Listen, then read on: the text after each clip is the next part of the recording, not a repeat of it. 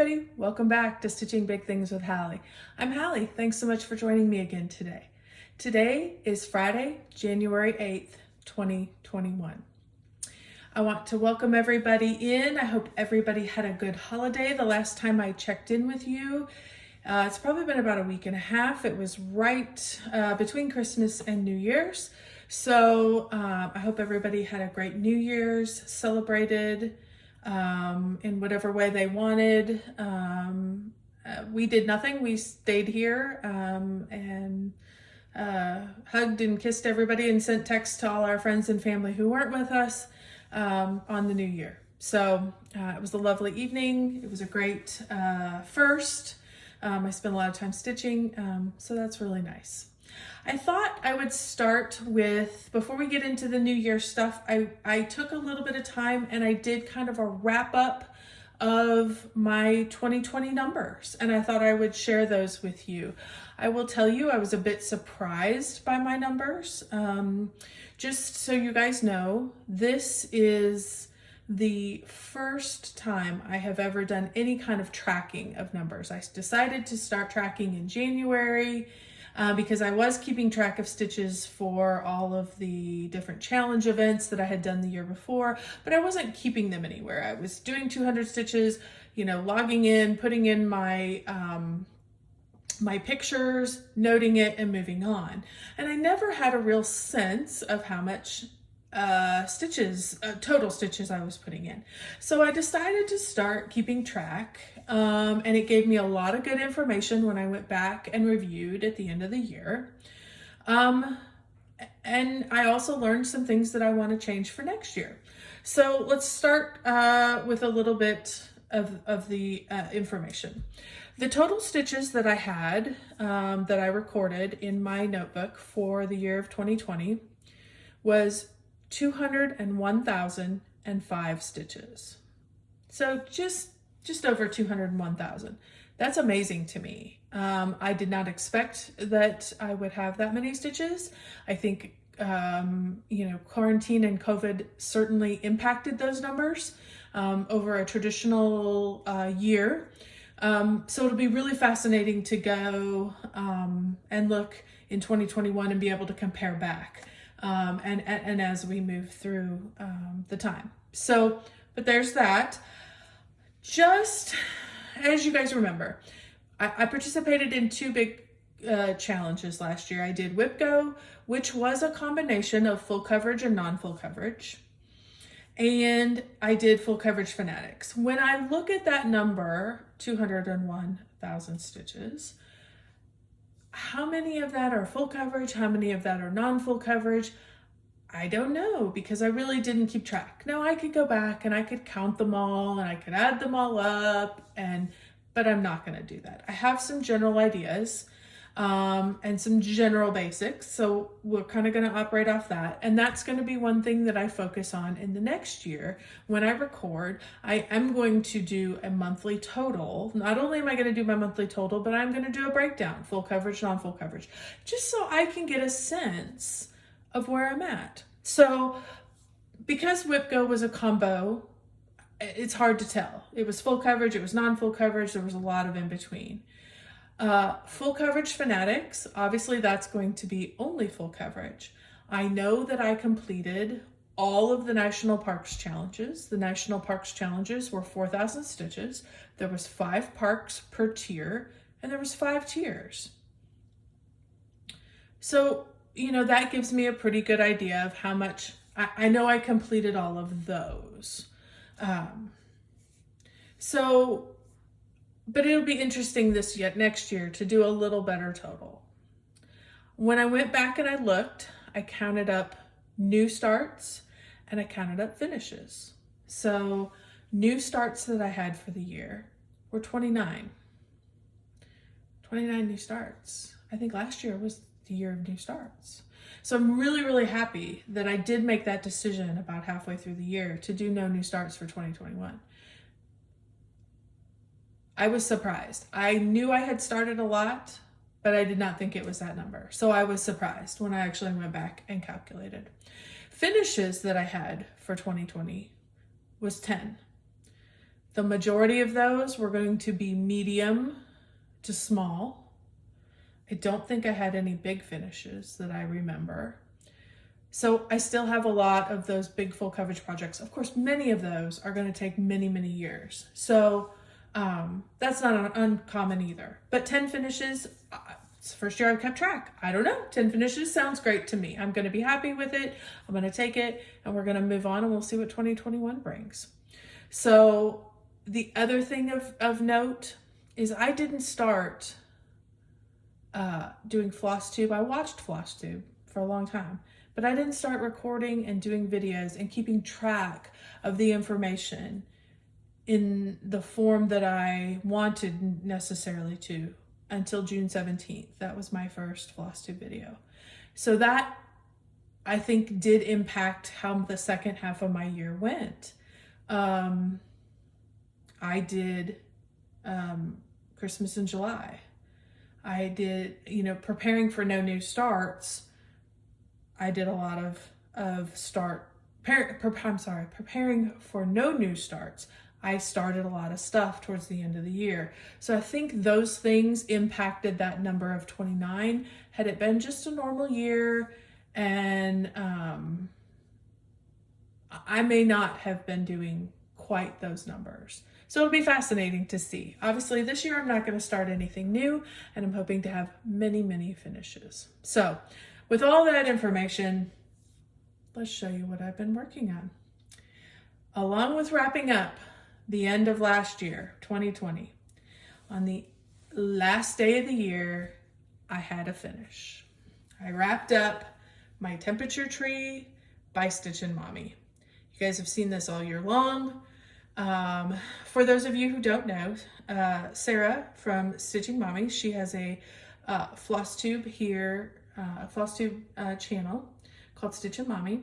She also does an Etsy store with the same name, and she sells temperature charts. The way it works, she has a variety of different temperature charts. So if you like this and you want to try one of these, this one is available. The year is not on it. I added the year. So you can go back. She's got 5 or 6 different designs. I know she's already stated she has a design for next year. It will be continuing. So run over and grab you one. It's not too late. You can go back and to AccuWeather and look at the monthly totals. We're only 8 days in. It's not a big deal. You can get caught up and you can do whatever you want. She has a variety of different choices.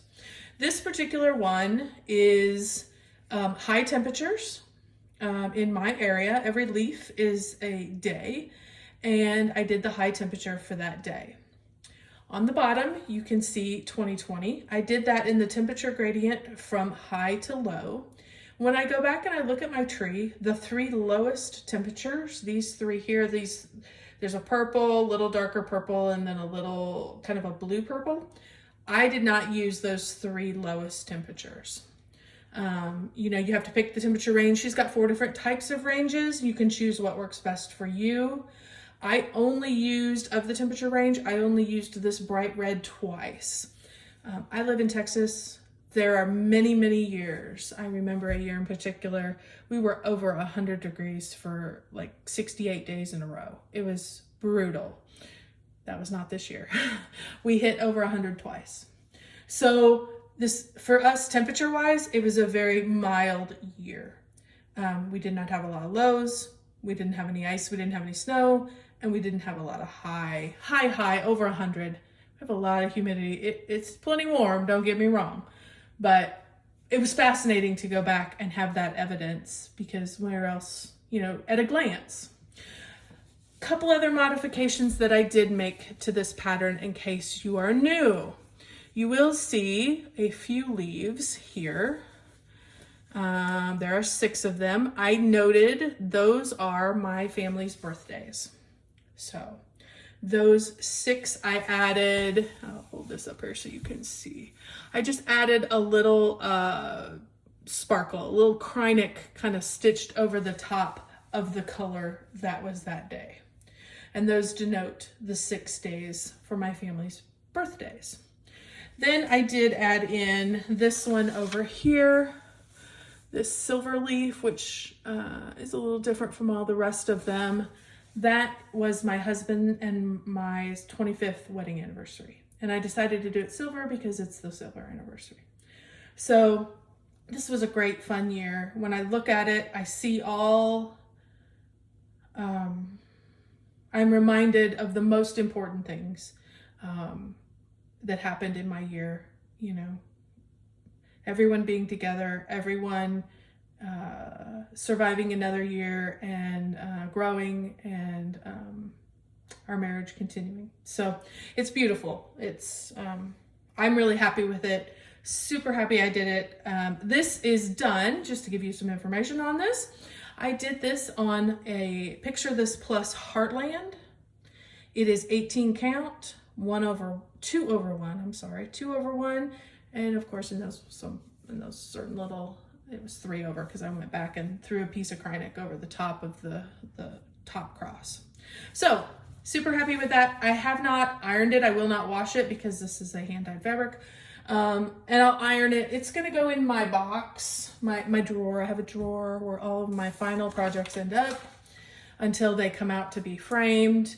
And I will not iron it until I pull it out of the drawer.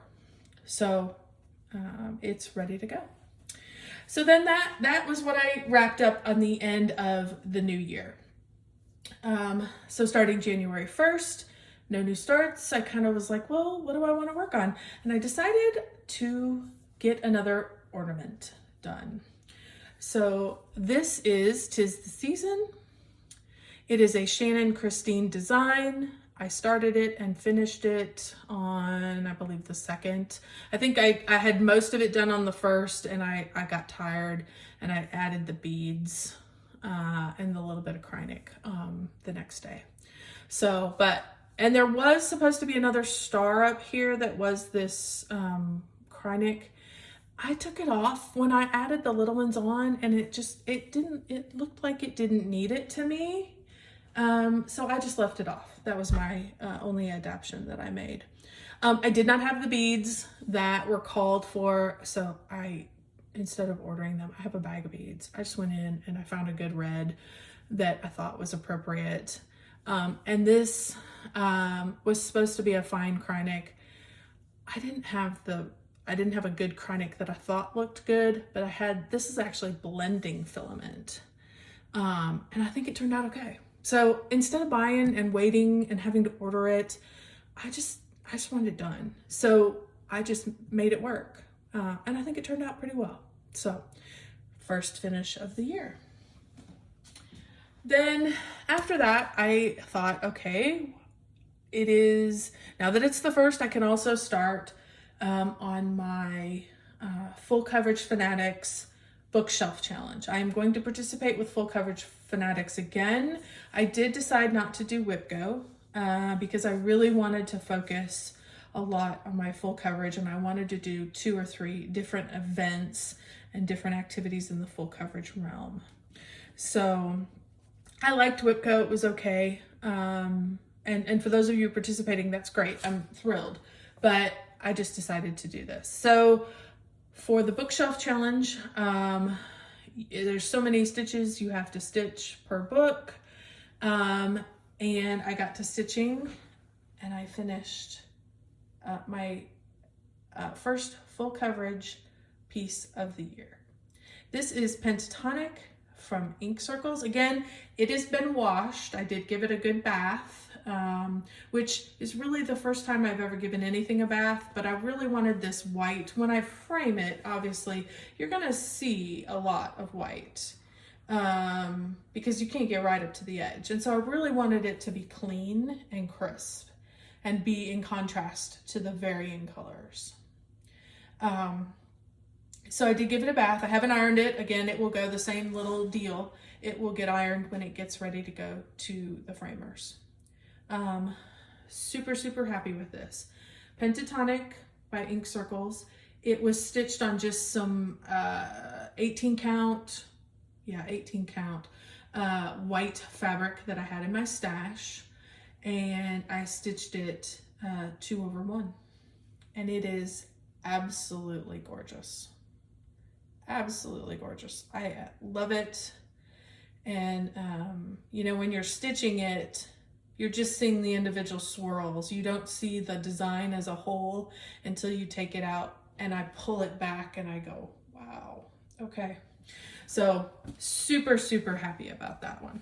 So, and was able to get a couple of the bookshelves completed, or the books completed on the January bookshelf with that. So I got that done. And I needed another full coverage, and I had designated, if you watched my last video, I had told you I was going to focus on Pentatonic because I thought I could get it finished. I also thought I could get Mistletoe finished by Carolyn Manning, and I really wanted to push with this one. This is an Artisy cross stitch, the Mini Santa Nutcracker. So I worked and finished the book.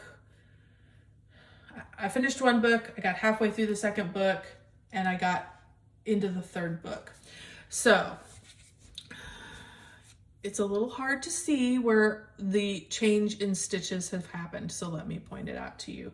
I did a little bit more up in here. I'm trying to slowly work through this area to really get this top done so I can get it rolled up. I did do quite a bit more in the white. I did finish all the white along here.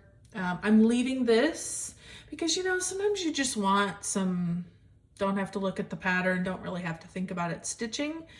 And I just decided to move on to some other colors. So I'm saving the white for another day, but I did add a lot more grays. You will not believe how many different grays, and I really moved into a kind of a real light purple that's at the bottom line of this. It's all looking gray on here, but quite a few more stitches in this bottom area to delineate, a little more around his eye, a lot more through his hair. So I'm super excited about that. I am going to keep working. I have quite a few more stitches that need to go into this, so you will see it. I will continue to work on it this week, but I will pull in some other projects as well. But I think I've got probably 3,500 stitches more to complete the bookshelf. And I have the whole month. There is no rush, but maybe this is just a character flaw. When I have a goal, when I have, it's like, let's shoot for that, let's get it done, and then I can just relax and enjoy the second part. So I'm really working hard to get some of these bigger goals done, and then I can pull out some of my smaller pieces and move them towards the finish line. So that's what the stitching that I got in this week. I did get a few things of haul that are kind of, again, wrapping up last year. This, I did get my Floss Fix. These are the classic Colorworks version that I do get from the Fat Quarter shop, and you can see the colors there. Sorry, I'll try and get so you can see what colors are there. This particular collection is called Pacific Blue, and they are rocking. I love it. Going from this super, super light, and you can see there's a lot of purple and blue in this one. It's very variegated. And then you go a little deeper towards the blues with these two. And then you get this real deep blue that does have an undertone of purple to it. It's not a blue, not a true blue, but more of a purpley blue. So I love that. It's gorgeous. Just fascinating. So I was thrilled to get that in the mail. Just so you guys know, I do the classic Colorworks version, and I do the Weeks Dye Works version if you're new here. I do get both of those. They are color families that come every month. And so by all means, if you're interested, Fat Quarter shop, they're not terribly expensive. And you can sign up for their club. They're still taking members as far as I know. In fact, I do know, because I've had some people who did sign up, who watched, who were excited to get in. So I do think they're still doing that. Fabric. I got my last two fabrics from Fortnite Fabrics. This one is called Christmas Cactus. Absolutely gorgeous. I get the fat half on a 28. So it's you know, super good size. But it's a gorgeous green. It is beautiful. So I am looking forward, not this year, but I will look forward to finding just the right pattern to go on this, because it is a gorgeous fabric. So that was the December color. This is the December neutral, which kind of looks like a color. It's really, really nice. Super, super gray. And this one is called Norsha Black Truffle, I think is how you pronounce it, from Fortnite Fabrics. The neutral club for 2021, they did mushrooms. And so this was the last truffle mushroom. So super excited to have that. And I really love it. I don't have a lot of grays. In fact, I did sign up for their gray. They have 5 colorways. Fortnite Fabrics does for this coming year. And so by all means, go over. They are still taking reservations, I think. So if you're interested, go over. There's 5 different colorways. I am getting the multicolor, which is like 2 different colors. I think they're called Fabulous Duos, Dynamic Duos, something like that. So I'm gonna get that one, and they're doing a silver gray. No, 50 Shades of Gray. They're doing a 50 Shades of Gray or a 12 Shades of Gray or whatever it's called. But it's a gray option and the duo option. But I know there are 3 others that are wonderful. So by all means, go over and check out that on their website. The other thing that I did get is my December bag from Garon Totem Bags. Love, love, love this bag. It is not my traditional style, but I just think it is so sweet and so Christmassy. And they could not have chosen a better fabric for the inside with that clapboard finish and the snowflakes. I thought it was perfect. So great job, guys. If you are interested, I know this weekend they are having a sale on Saturday over at the Garon Stitchery website. On Friday, which would be today if you're seeing this on Friday, they will post the bags. They will have 0 listed for quantities. Saturday morning, they pull all those down. They add in the quantities, and at 2 p.m. Eastern time on Saturday, January 9th, they will go live, and you can go in and purchase your bags. Just so you guys know, it is not quite the same as it used to be when they would put them on Facebook. They would sell out immediately on Facebook, and it doesn't quite happen that way. And I know they're making more bags, so that's helpful as well. But they do still have usually some on Sundays and even later into the week. So if you forget, if you're busy, sometimes I forget, and I go back and I look, and there's still beautiful bags. So by all means, they do have 2 sizes. This is the bigger size. I like the bigger size because I need it for my Q snaps. But they do have a size that's, I don't know, 6x9, 6x8, something like that. That's great for smaller projects. And they also do have the smaller Notions bags. And they are adding in different size Notions bags as well. They're kind of playing around with their size ranges right now. So if you're interested at all, don't hesitate. Go over and check it out. They're great bags. They're made really, really well. They're my favorite bags by far. So, okay, so that wraps up my haul. So I think that pretty much is everything I have to share with you this week. If you are new and you like anything that you saw here or feel inspired in any way, don't hesitate to go over and subscribe to the channel. Give it a thumbs up. Click the little bell button so that you can be notified. I try to do a video every Friday, so don't hesitate to give me a comment. Let me know how your new year is. Tell me what you're working on. I also have an email and an Instagram, and if you follow me on either one of those, that's great. You'll be kept up to date on what I've been working on. Those will both be below also in the drop-down box. So don't hesitate to check those out either. So It has been a pleasure to be with you guys again. I am thrilled to have had a wonderful season. I'm ready to get back into routine. My kids have gone back to school. My big kids will be heading back. I think I've got one going back next weekend and one going back the weekend after. So, and the big one, my oldest, will actually be able to go to campus this semester. So he is super excited about that, as we are for him. So that's pretty much it, guys. I hope you guys have been doing well. Everybody stay safe, have a great week, and keep stitching those big things.